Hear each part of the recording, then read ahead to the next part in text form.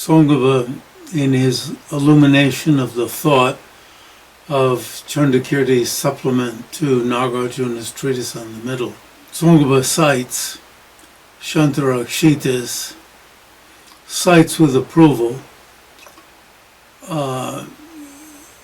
Shantarakshita's division of followers into followers of the meaning, or as I translated, followers of fact. But the word is meaning. But, well, I'll explain.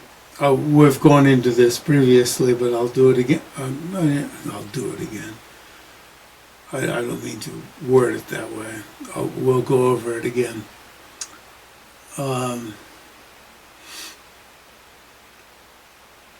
And followers of faith.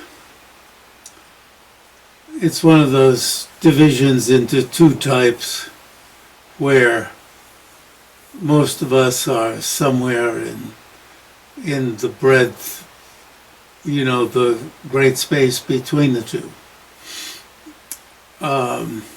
There's a lot of space between the two. A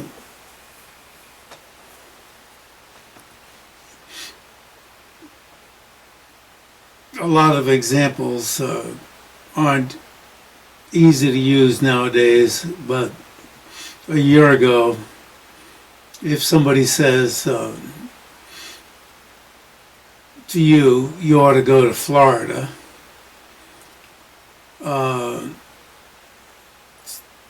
and you say, yeah, I'll go. First chance I get. And you get a chance.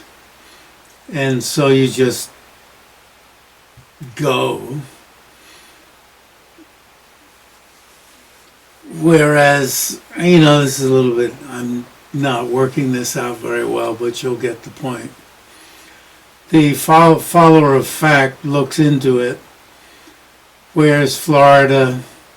How much will it take to get there? How can I get there? What is the best way to go? Follower of fact employs valid cognition, or at least something, follow valid cognition. Can I really go? Follower of faith, because this is somebody you trust, you just say, okay, I'm going to go with you, or I'm going to go. And so your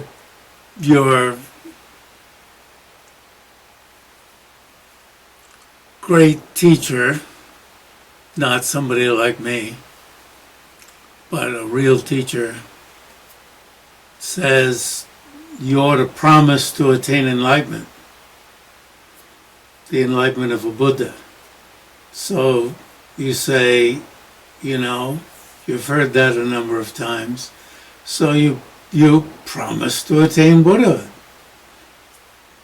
And without looking into whether you could attain it.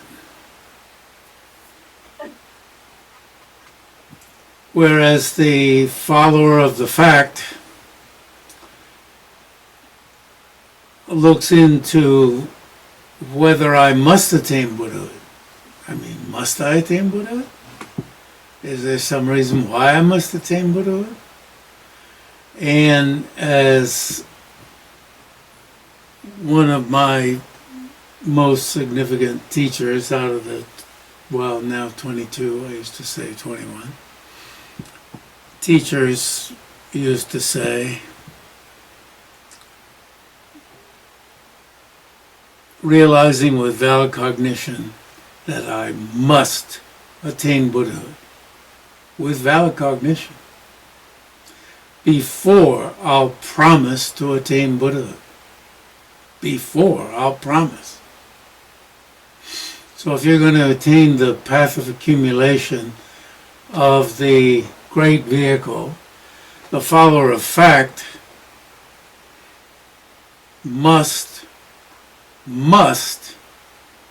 with valid cognition, realize that I must attain Buddhahood. So you have to look into the qualities of Buddhahood and realize that there's no other way to do this.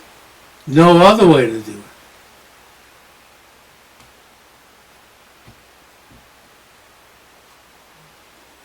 And Jizun Churki Gensen says that that's the sharp bodhisattva and the dull bodhisattva.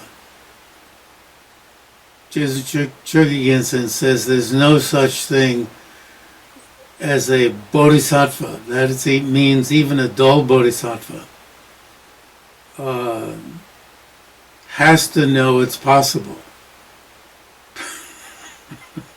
Sorry, has to know that person must attain Buddha. Whereas for Giant Shiva, the dull bodhisattva just takes it on the word of the teacher. Okay, I must do it that way, and there's no other way to do it. Count me in. Count me in. I must do it. So, you know, all of us who are in the middle, who have looked into it some and looked into the qualities of a Buddha, but haven't checked around, you know, could I do it by way of Jainism? Could I do it by way of Christianity, blah, blah, you know, Islam and so forth. And, you know, really, even if I started going through all the different religions and so forth, I'm tired already even contemplating that. Or beginning the process, never mind beginning the process of talking about it here. So at some point, becoming really enthused and looking into it enough and saying, okay, count me in. I must attain Buddhahood. And then with valid cognition realize I can attain Buddhahood. That it's possible to attain Buddhahood. You know, it's not just a story, a fantasy, etc. Think of all the people who look on this as a fantasy. So you have to realize that the afflictive emotions, the obstructions to our missions, that these obstructions do not dwell in the I always say warp and woof of the mind, but that's using vocabulary from do not abide in the nature of the mind. Our problems, our obstructions do not abide in the nature of the mind. So to realize that, as Ngawang Langdin would say, you have to realize the emptiness of the mind.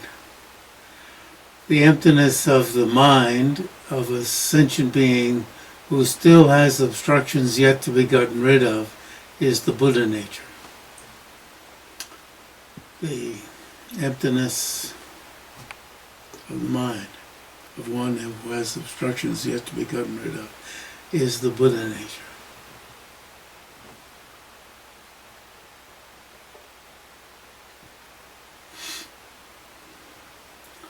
Jizun Churki Gensen has a very attractive opinion. You know, how could there be a bodhisattva who would be dull? It's really, if I may say, cute. So that means that someone who's going to become a bodhisattva must realize emptiness, with valid cognition even before the path of accumulation. So we're talking here about realizing emptiness before this mutual reinforcement of understanding emptiness and understanding dependent arising, understanding emptiness. Mutual reinforcement can take place. Before, or as one of the scholars, as we've said, one of the scholars among the many that we're embarking on this journey to look into, one of them says that's when it can take place, right then. The others say, no, there's a lot that has to go on for this mutual reinforcement to take place. Okay, even before the path, okay. That's the equivalent of what Nolan Langdon used to say. Drink some wine. He used to lean a little bit toward me and say, drink some wine. And I used to have to say, it was sort of like a tax I had to pay over and over and over again. Drink some, drink some, drink some. Used to get me pissed off. It's a small tax to pay to get the teaching. Sort of like putting a coin in. Drink some. So if the realization of emptiness with valid cognition must, for somebody on the Bodhisattva path, according to Jesus Chökyi Khyentse, whether sharp or dull, must occur. We're talking about consequence school. Must occur before the path of accumulation. And if, according to Aryadeva, as we've talked about before, while the functioning of that consciousness, that mind realizing emptiness, is still functioning. Now understand, that's Tsongkhapa speaking, how Tsongkhapa explains Aryadeva's statement. While it's still functioning, that means it won't be functioning after a while. That means while that reasoning consciousness is still capable of removing all superimpositions to the contrary. Remember what that means. Superimpositions to the contrary means to the contrary of emptiness. That means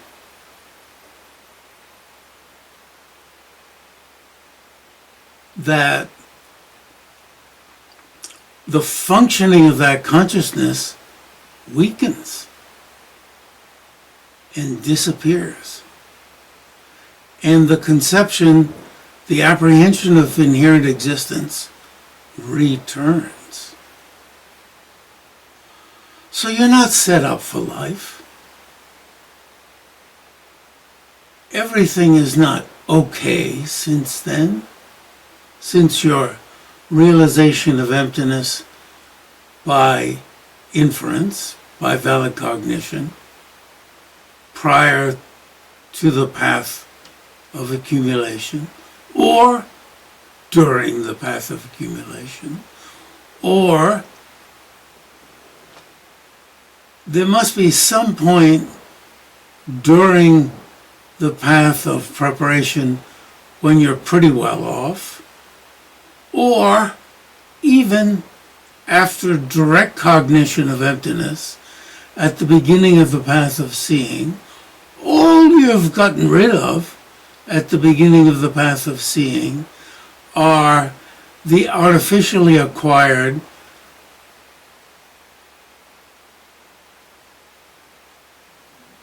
afflictions. All of them have been gotten rid of at the beginning of the path of seeing. None of the, give me the word, innate afflictions have been gotten rid of. That means the innate ones can even operate when the functioning of that direct cognition weakens, disappears. Problems come back. Now, at what level and how much, to what strength and so forth, problems can come back, and at what point, well, you certainly have an irreversibility with respect to the artificial afflictions. But look at it. Even though it was fantastic before, or at any point at which you have an inference of emptiness, and as Aryadeva says, and Tsongkhapa clarifies, all you have to do is turn your mind to any topic. You were meditating on one topic, and you had a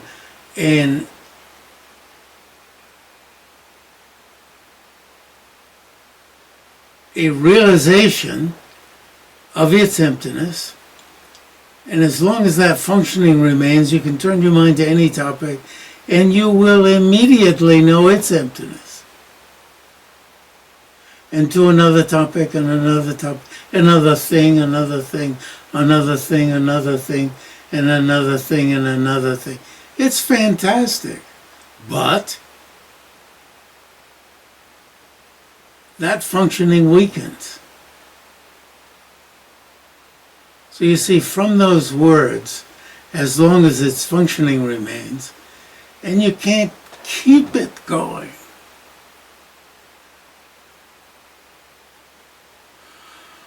What marks the beginning of the path of accumulation will be, the development of that promise to attain Buddhahood, and of the promise to attain Buddha, the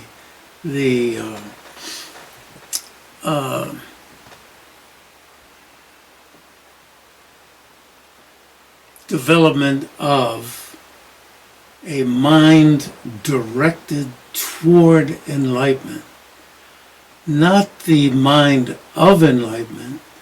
I mean, that's the way the grammar in most instances looks like the mind of enlightenment.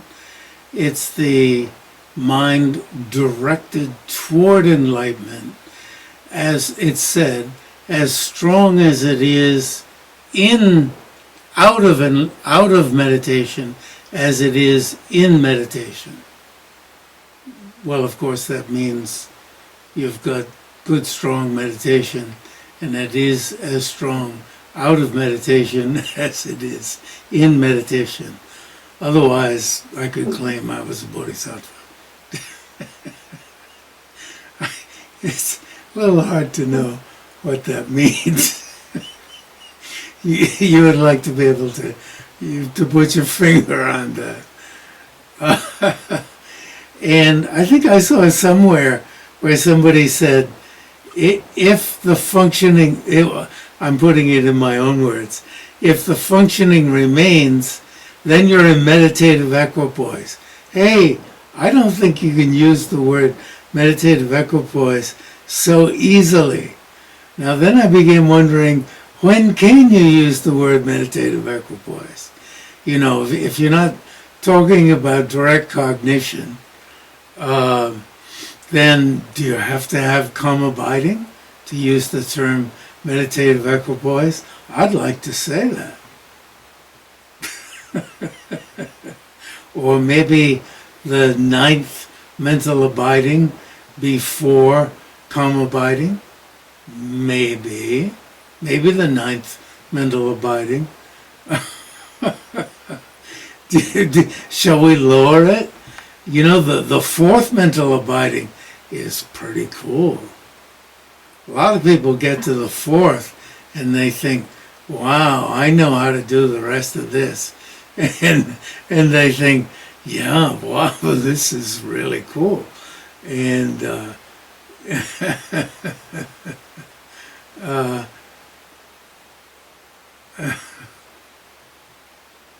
I'd at least say the ninth, if not calm abiding. Meditative equipoise? I don't know.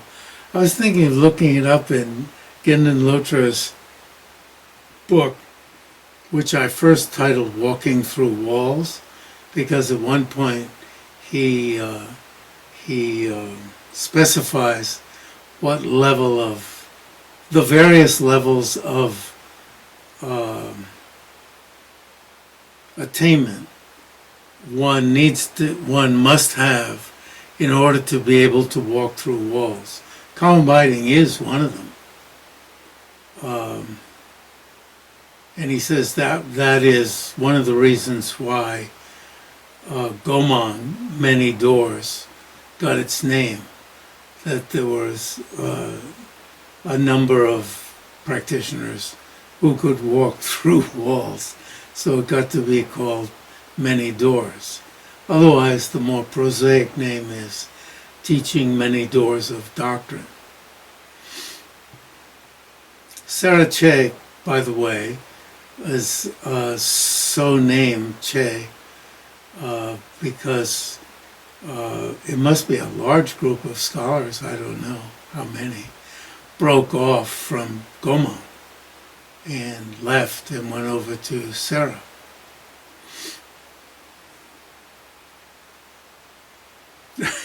I don't know what made them break off. I'd like to know, just be sort of amusing. Not at Giant Shiva's time, but earlier. But there must have been a doctrinal, or who knows, there may have been. When they got over there, as I remember, I don't know who it was or whether it was that famous statue that said the breakaways have broken away. Cheba chene pela so. To put it in the Chinese vocabulary, the splitters have split off and come. Cheba chene pela so. I think their word splitters is pretty weird, so I didn't want to say that. The breakers away have broken away and come.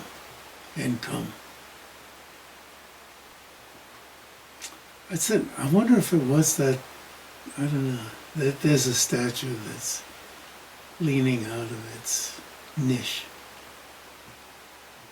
I confuse stories. I hope I don't confuse doctrines. Anyway, so,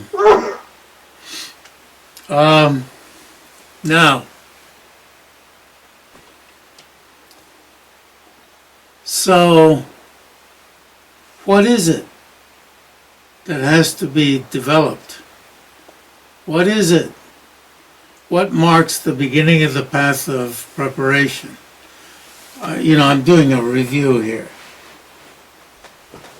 I hope somebody feels it was worth reviewing. What marks the beginning of the path of preparation is the development of real special insight. Real special insight is the meditative stabilization, which is a union of calm abiding and special insight. Real special insight is a union of calm abiding and so-called, what do you say? the point at which stabilizing meditation and analytical meditation are mutually promote each other.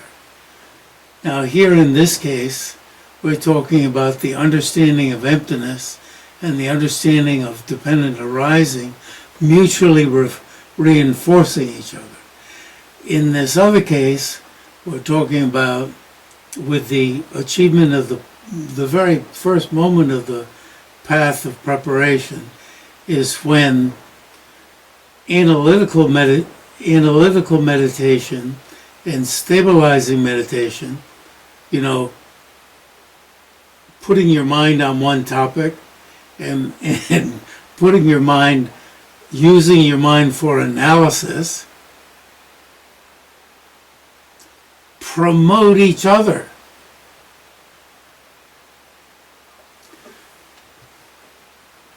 Usually, those two make each other disintegrate. Putting your mind on one focus makes investigation worse. This bifurcating faculty worse. Or the suggestion is, put it this way.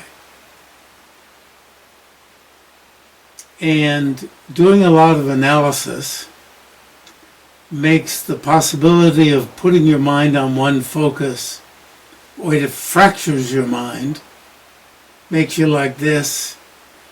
So putting your mind in one place, worse. Unless you know when to stop. This morning, in preparation for meeting today, I was reading, and the way hopefully all of us read is reading so it has impact. I'm moved by what Janya Roy Doje was saying. Moved. And wow, this is really good. And when it's really good, I want to read more.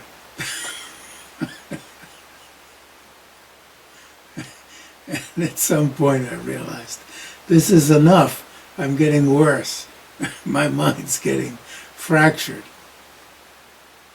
I should stop.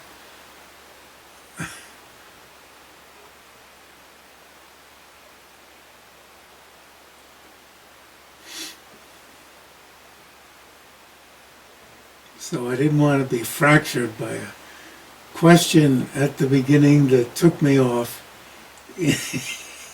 into an abstruse point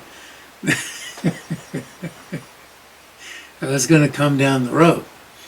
So what happens is when you have developed calm abiding, you alternate it with some analytical meditation.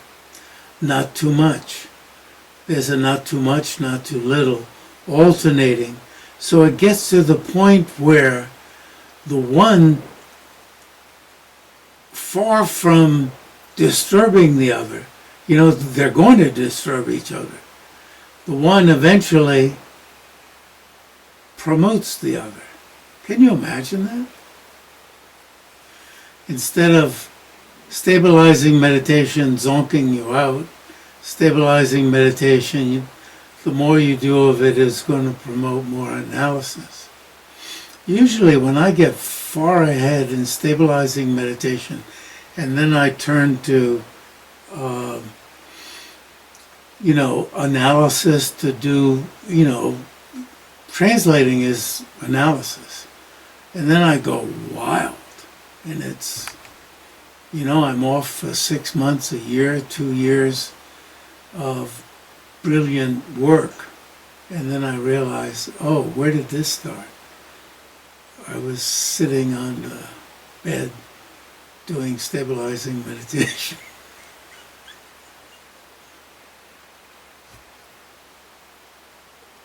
making great progress. So I didn't realize when I wanted to go over this, what I wanted to do was show the development that needed to be done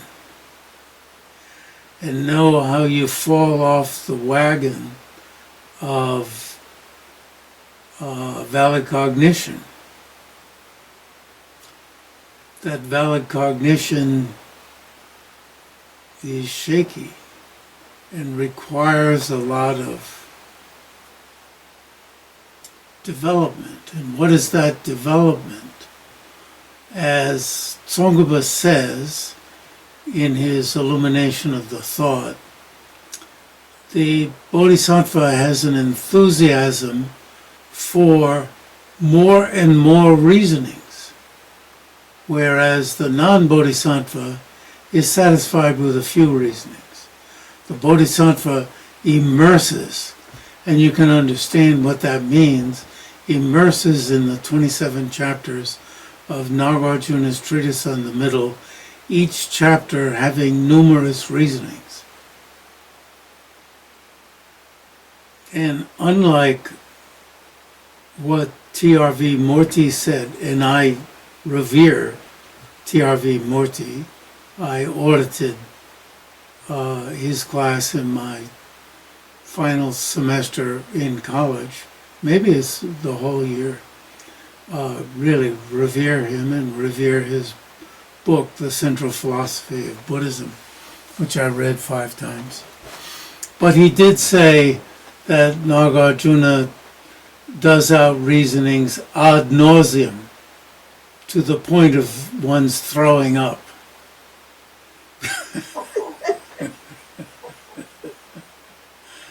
You know, you can't stand it anymore. Here it goes again. Does a goer go or a non-goer go? And there's no third other than a goer and a non-goer. Does a doer do or does a non-doer do? You know, you get to that chapter. Does a doer do? Does an actor act? Or does a non-actor act? And you think, oh shit, we did that in the 2nd chapter. Why do we have to do it again in the 8th chapter?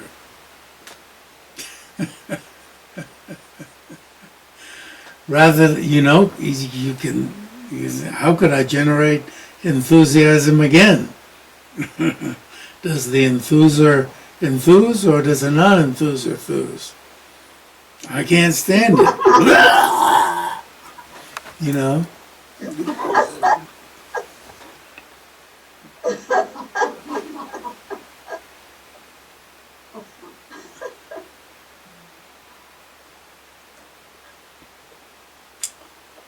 So,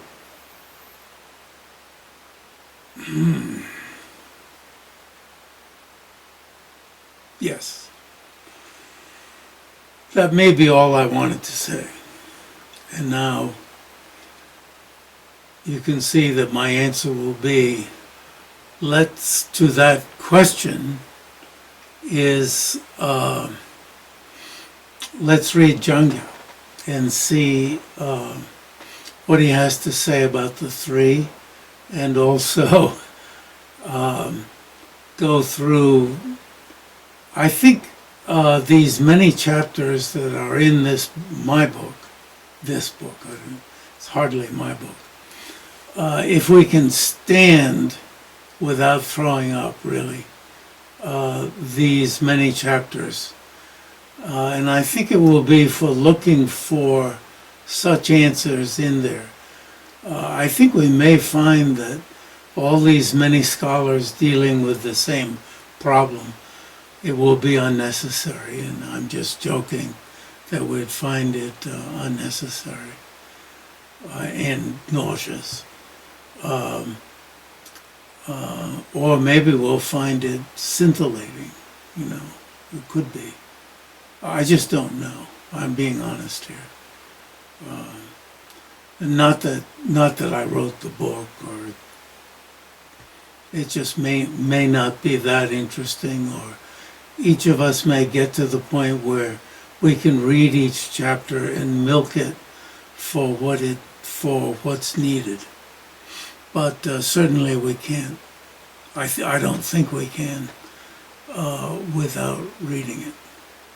Then, sorry to carry on so long, but I felt from skimming your letters that maybe that would be, this review might be helpful with regard to some of those issues, and even if it wasn't, it would renew the map, the context. And if it didn't, it would give me something to think about and see if I could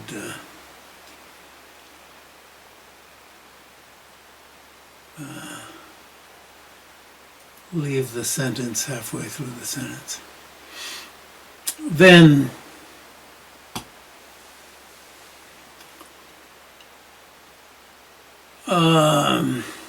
Boris too sent on his question, and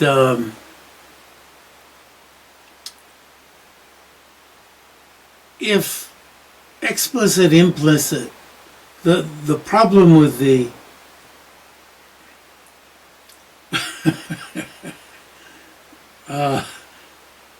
I'm not laughing at the question, which I think you'd know by now. I don't laugh at questions. I'm laughing at how I want to answer it. The problem with explicit, using the vocabulary explicit, implicit, is that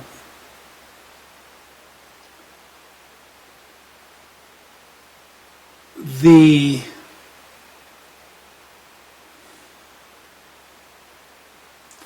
fact that two mental activities of realization are going on at the same time is too clear. Too clear. And that the realizer is not just focusing on a non-affirming negative is too clear. Is the person who's realizing is doing two things at once. You know, with the implicit realization, you're doing a second thing at that time. And it's as if you're racing on to the next thing. And as I've said earlier, and I don't mean to be reminding you, but I'm trying to connect your mind to what was said earlier. That's all. I'm not criticizing. The focus is on realizing the mere absence of inherent existence when you realize emptiness. Not on something else. And that's what's trying to be maintained. And yet, something else is going on. And they're trying to figure out some way of saying that without using the language of implicit realization.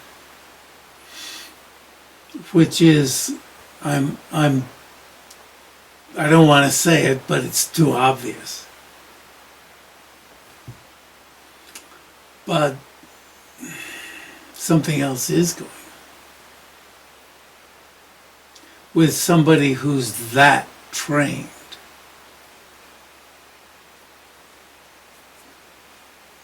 Now, with this broad scope of what that person prior to the path of accumulation has to do to develop in developing a strength of mind. Strength, right? That's strength to bring it to the level of the beginning of the path of preparation. A meditative stabilization that's a union of calm abiding and special insight. But actually special insight is a union of stabilizing meditation and analytical meditation to the point where the one, rather than being antithetical to the other, is promoting the other. How hard that is. You got to realize that we're in a state where these two are antithetical to each other.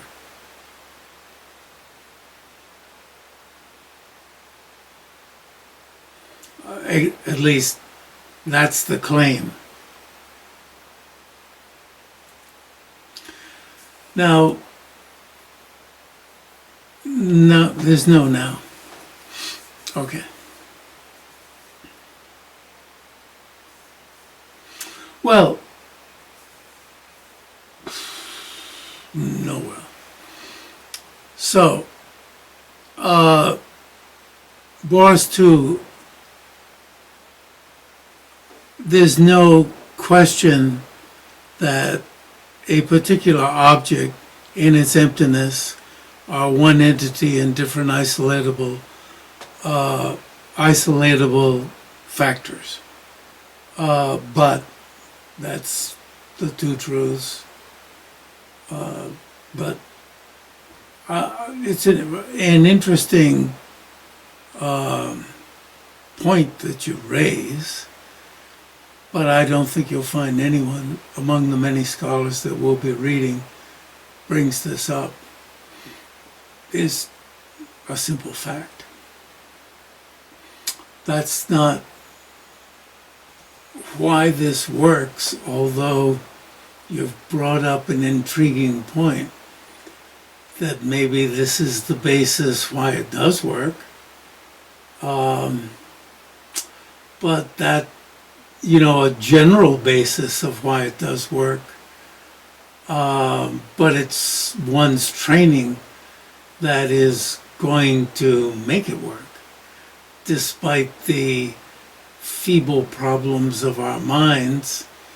Our mind is going to develop to the point where what we're naturally capable of, because we have the factor of meditative stabilization, dingazin, within our mind, we can develop it, and we have a factor of wisdom, sharap, now, that we can develop stronger and stronger, and we can bring them in, we can bring their being out of harmony into harmony,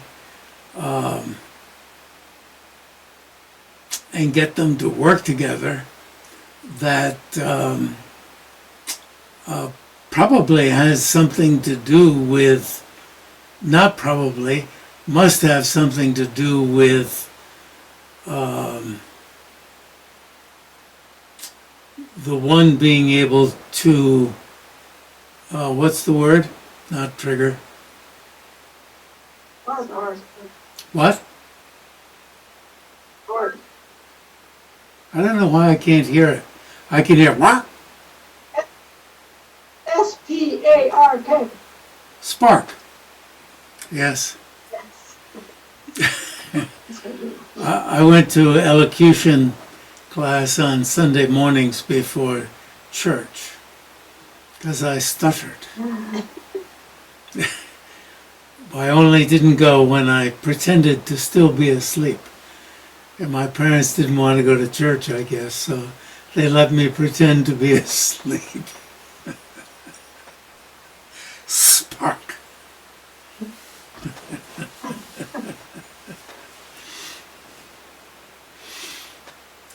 Uh,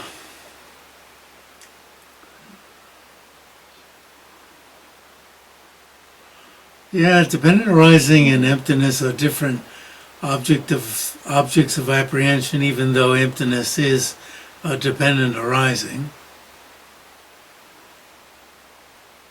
You know, Jeffrey, when you were talking about the thing with implicit and two things going on at once, it kind of seems to me like when they describe that thing in developing the stages of calm abiding, of when your mind is stable to a point, but you can kind of like see the little fish under the ice. To me, that seems like two things are happening at once. Oh yeah, happening at once, no question.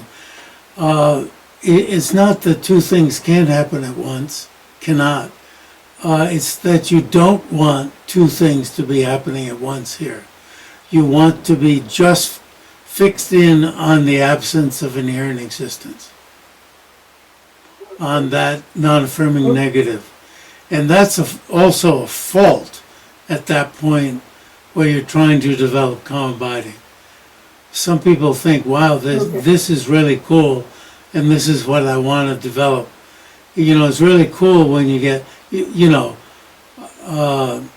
I've been there, and you where you can fix in on an object, and your mind can swim around on all sorts of topics, and keep in on that one general topic, and it's really bright and so forth.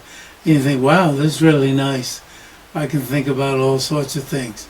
And that has to be recognized as a fault. And by the way, I have, in my work with Kathy Rogers, we came on the section on her work with Johnny Shepard's book on Signs and Reasonings, where it's clear that for Johnny Shepard, impermanent is a negative, whereas for Benjamin Sundartakpa, impermanent is a positive. I brought that up earlier. I couldn't remember whose position was what. For Benjamin Sundartakpa, impermanent is a positive because its definition is positive. Its definition is momentary, and momentary is not a negative. So for Benjamin Sundartakpa, that makes impermanent, even though impermanent being midakpa, the word has a negative in it, which for Giant Sheba makes it makes impermanent a negative. And Giant Sheba has dug out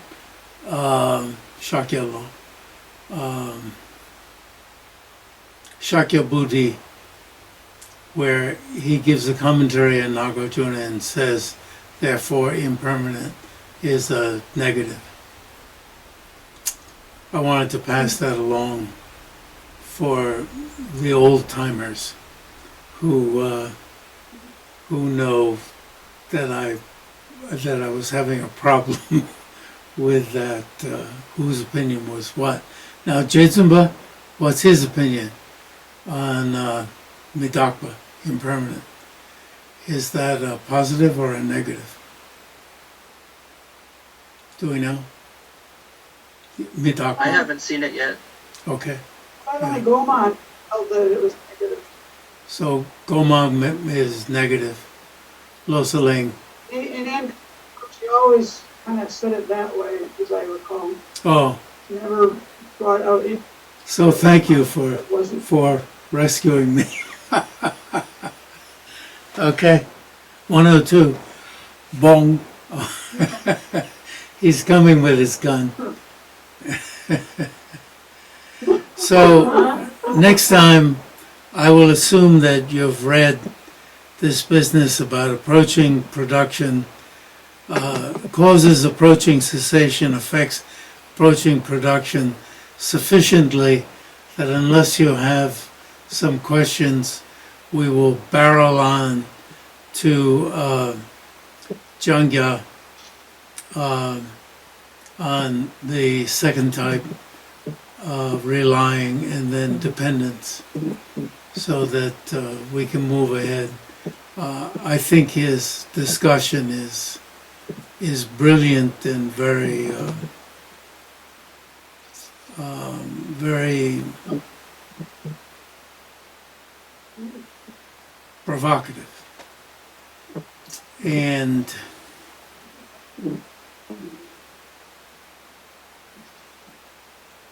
what would it be like? What I wanted to get to is, please imagine that you're going to buy a house and you design your 7 rooms separately, one by one. Can you do this? Am I crazy? I've done this. I've never bought a house this way. Design the 7 rooms, one by one, and design the 7 rooms, and then put them together, and then say, my house. I'll see you. Bye.